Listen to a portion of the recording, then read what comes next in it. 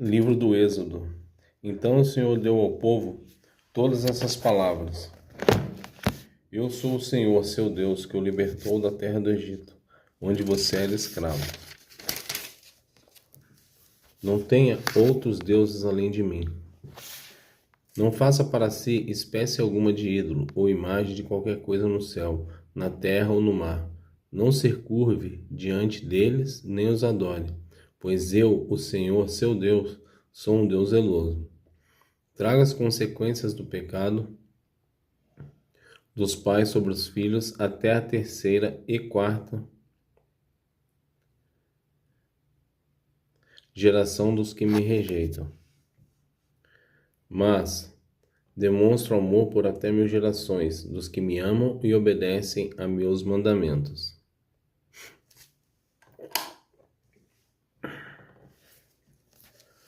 Não use o nome do Senhor, seu Deus, de forma indevida. O Senhor não deixará impune quem usar o nome dele de forma indevida. Lembre-se de guardar o sábado, fazendo dele um dia santo. Você tem 6 dias na semana para fazer os trabalhos habituais, mas o 7º dia é o sábado do Senhor, seu Deus. Nesse dia, ninguém em sua casa fará trabalho algum, nem você, nem seus filhos e filhas, nem seus servos e servas, nem seus animais, nem os estrangeiros que vivem entre vocês. O Senhor fez os céus, a terra, o mar e tudo que neles há em 6 dias. No 7º dia, porém, descansou. Por isso o Senhor abençoou o sábado e fez dele um dia santo. Honre seu pai e sua mãe. Assim você terá vida longa e plena na terra que o Senhor, seu Deus, lhe dá.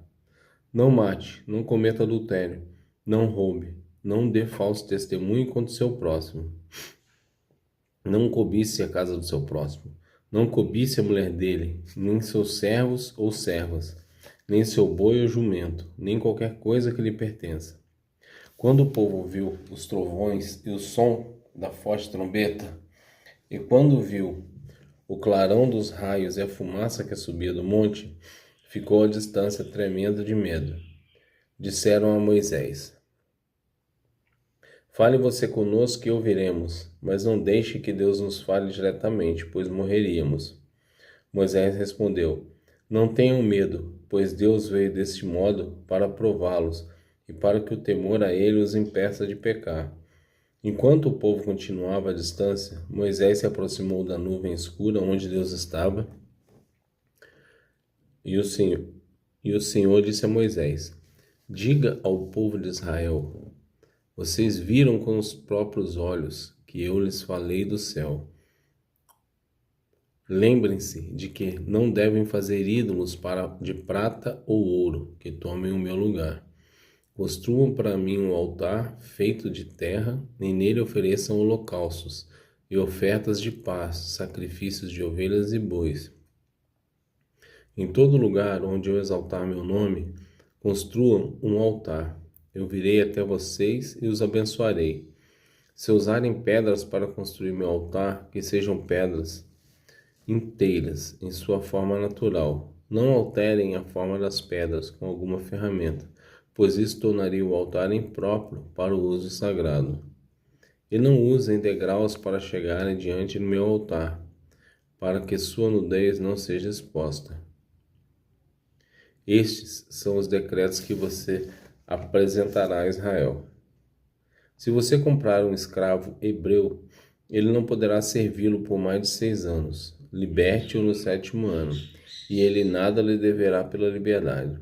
Se ele era solteiro, quando se tornou seu escravo, partirá solteiro. Mas se era casado antes de se tornar seu escravo, a esposa dele deverá ser liberta com ele. Se seu senhor lhe deu uma mulher em casamento enquanto ele era escravo, e se o casal teve filhos e filhas, somente o homem será liberto no 7º ano. A mulher e os filhos continuarão a pertencer ao Senhor. O escravo, contudo, poderá declarar: Amo o meu senhor, minha esposa e meus filhos. Não desejo ser liberto. Neste caso, seu senhor o apresentará aos juízes. Em seguida, o levará até a porta ou até o batente da porta e furará a orelha dele com um furador. Depois disso, o escravo servirá a seu senhor pelo resto da vida. Quando o homem vender a filha como escrava, ela não será liberta como os homens. Se ela não agradar seu senhor, ele permitirá que alguém lhe pague o resgate, mas não poderá vendê-la a estrangeiros, pois rompeu o contrato com ela. Mas se o senhor da escrava a entregar como mulher ao filho dele, não a tratará mais como escrava, mas sim como filha. Se um homem que se casou com uma escrava tomar para si outra esposa, não deverá descuidar os direitos da primeira mulher, com respeito à alimentação, vestuário e intimidade sexual. Se ele não cumprir alguma dessas obrigações, ela poderá sair livre sem pagar coisa alguma. Quem agredir e matar outra pessoa será executado, mas se for apenas um acidente permitido por Deus, definirei um lugar de refúgio para onde o responsável pela morte possa fugir. Se, contudo, alguém matar outra pessoa intencionalmente, o assassino será preso e executado, mesmo que tenha buscado refúgio em meu altar. Quem agredir seu pai ou sua mãe será executado. Quem sequestrar alguém será executado, quer a vítima seja encontrada em seu poder, quer ela a tenha vendido como escravo. Quem ofender a honra de seu pai ou de sua mãe será executado. Se dois homens brigarem e um deles acertar o outro com uma pedra ou com um punho e o outro não morrer, mas ficar de cama, o agressor não será castigado se, posteriormente, o que foi ferido conseguir voltar a andar fora de casa, mesmo que precise de muletas. O agressor indenizará a vítima pelos salários que ela perder e se responsabilizará por sua total recuperação. Se um senhor espancar seu escravo ou sua escrava com uma vara e, como resultado, o escravo morrer, o senhor será castigado. Mas se o escravo se recuperar em 1 ou 2 dias, o senhor não receberá castigo algum, pois o escravo é sua propriedade. Se dois homens brigarem e um deles atingir por acidente uma mulher grávida e ela der à luz prematuramente, sem que haja outros danos, o homem que atingiu a mulher pagará a indenização que o marido dela exigir e os juízes aprovarem. Mas se houver outros danos, o castigo deverá corresponder à gravidade do dano causado. Vida por vida, olho por olho, mão por mão, pé por pé, queimadura por queimadura, ferida por ferida, contusão por contusão. Se um senhor ferir seu escravo ou sua escrava no olho e o cegar, libertará o escravo como compensação pelo olho. Se quebrar o dente de seu escravo ou de sua escrava, libertará o escravo como compensação pelo dano. Se um boi matar a chifradas um homem ou uma mulher, o boi será apedrejado e não será permitido comer sua carne. Neste caso, porém, o dono do boi não será responsabilizado. Mas se o boi costumava chifrar pessoas e o dono havia sido informado, porém não manteve o animal sob controle, se o boi matar alguém, será apedrejado e o dono também será executado. Os parentes do morto, no entanto, poderão aceitar uma indenização pela vida perdida. O dono do boi poderá resgatar a própria vida ao pagar o que for exigido. A mesma lei se aplica se o boi chifrar um menino ou uma menina, mas se o boi chifrar um escravo ou uma escrava, o dono do boi pagará 30 moedas de prata ao senhor do escravo e o boi será apedrejado. Se alguém cavar ou destampar um poço e um boi ou jumento cair dentro dele, o proprietário do poço indenizará totalmente o dono do animal, mas poderá ficar com o animal morto. Se o boi de alguém ferir o boi do vizinho e o animal ferido morrer, os dois donos venderão o animal vivo e dividirão o dinheiro entre si em partes iguais. Também dividirão entre si o animal morto. Mas se o boi costumava chifrar e o dono não manteve o animal sob controle, o dono entregará um boi vivo como indenização pelo boi morto e poderá ficar com o animal morto.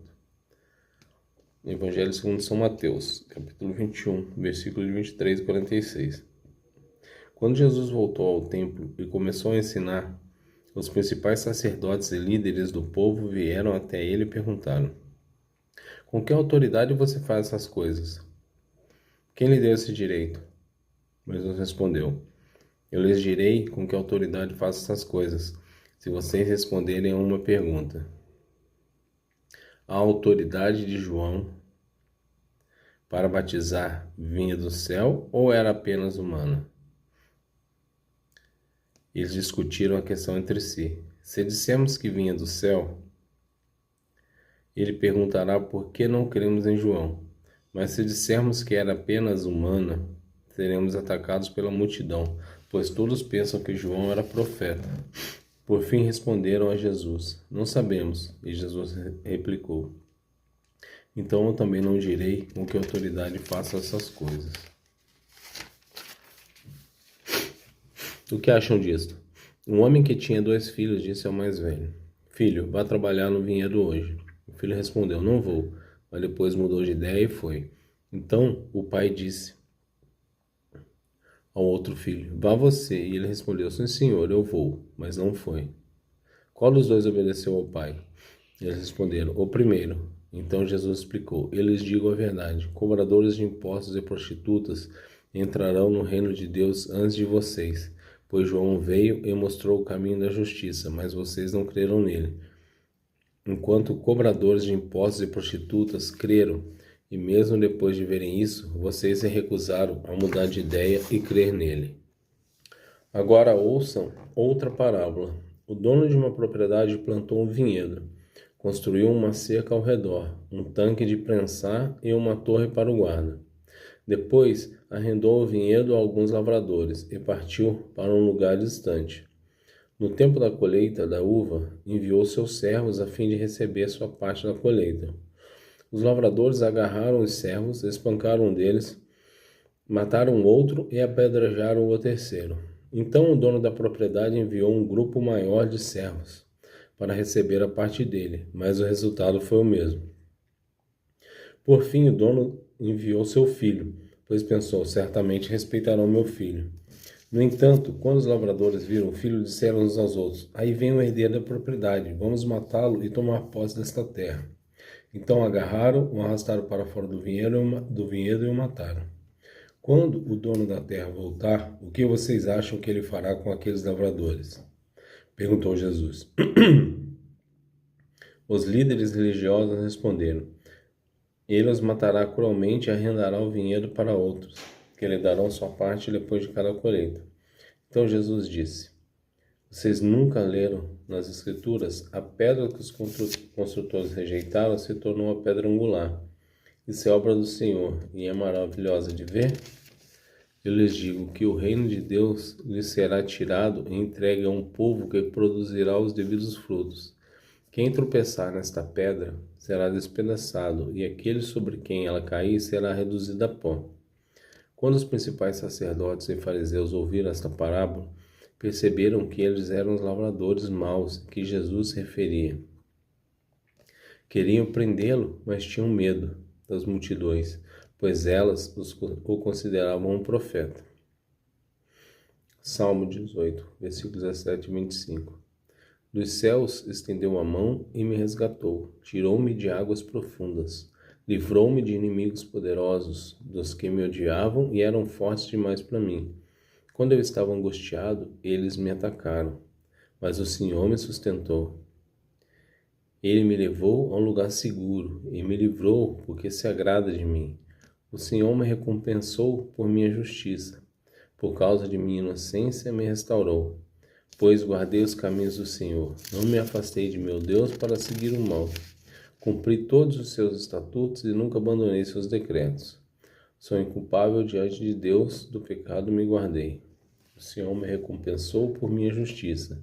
Ele viu minha inocência. Provérbios 8, 22 e 31. O Senhor me estabeleceu desde o princípio, antes de criar qualquer outra coisa. Fui designado desde eras passadas, logo no início, antes que a terra existisse. Nasci antes que os oceanos fossem criados, antes que a terra brotasse de suas fontes. Nasci antes de serem formados os montes, antes de existirem as colinas, quando ele ainda não havia feito a terra e os campos, nem o primeiro punhado de terra. Eu estava lá, quando ele estabeleceu o céu, quando traçou o horizonte sobre os oceanos. Eu estava lá, quando ele pôs as nuvens no alto, quando estabeleceu fontes nas profundezas da terra. Eu estava lá, quando ele determinou os limites do mar, para que não avançasse além de suas divisas. E quando ele demarcou os alicerces da terra, eu estava ao seu lado como arquiteto. Eu era sua alegria constante, sempre exultando em sua presença. Como me alegrei com o mundo que ele criou, como exultei com a humanidade.